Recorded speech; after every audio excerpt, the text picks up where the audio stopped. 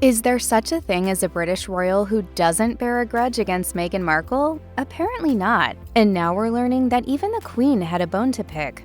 The members of the British royal family are expected to marry well and produce heirs, particularly those closest to the throne. While Prince Harry, Duke of Sussex, is fifth place in the line of succession, his status as the younger son of King Charles III and the late Princess Diana makes him an important figure in the firm's recent history. Quite famously, of course, his marriage to Meghan Markle, Duchess of Sussex, was met with surprise and scorn by many. To make matters worse, Meghan got off on the wrong foot with her sister-in-law Catherine, Princess of Wales, when they argued over the dress Princess Charlotte wore to her new aunt's wedding. Meghan later claimed that Catherine apologized over their fight. It was a really hard week of the wedding, and she was upset about something, but she owned it and she apologized. Relations between them reportedly soured further after the Queen's death. Apparently, Meghan wasn't welcome at the deathbed, so it was decided that Catherine should be left out too. Now, a surprising new report claims the late Queen herself spoke some harsh words about Meghan Markle. In a new op-ed column published on The Spectator's website, Cara Kennedy takes an uncomplimentary look at the Duchess of Sussex's attempts to become a leading public figure again.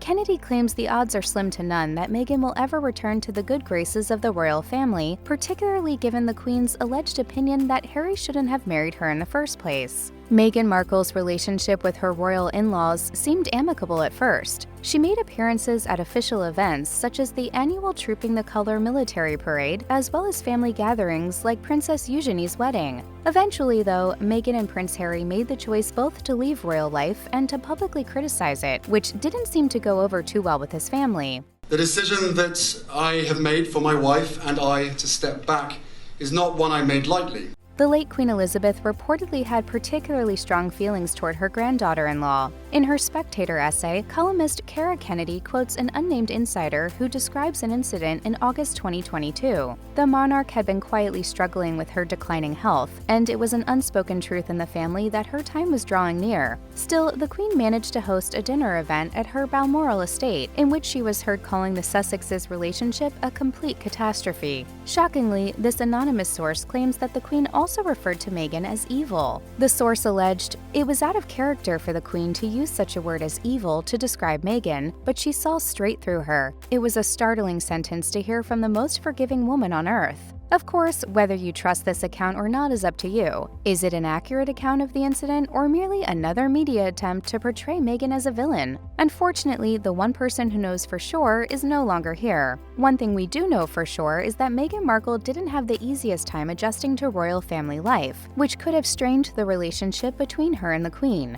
Meghan did not agree with the typical royal way of dealing with things, that is, to say nothing and just get on with it. In an interview with ITV, she revealed to interviewer Tom Bradby that she tried to adapt to the British sensibility of the stiff upper lip.